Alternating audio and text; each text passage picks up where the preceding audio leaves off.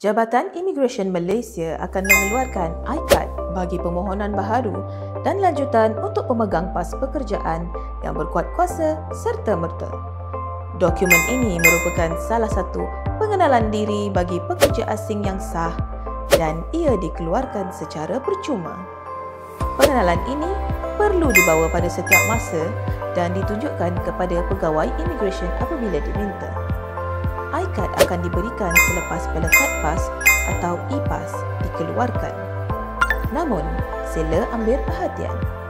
Kad ini tidak akan dikeluarkan untuk pemegang pas pekerjaan bagi tempoh di bawah 1 tahun.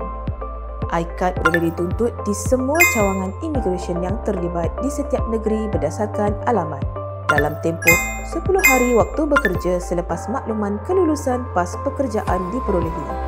Hanya wakil majikan yang berdaftar dengan imigresen sahaja yang dibenarkan untuk menuntut bagi pihak pekerja asing syarikat mereka.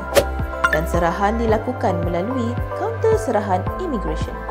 Untuk maklumat lanjut, sila layari laman web rasmi Jabatan Imigresen Malaysia.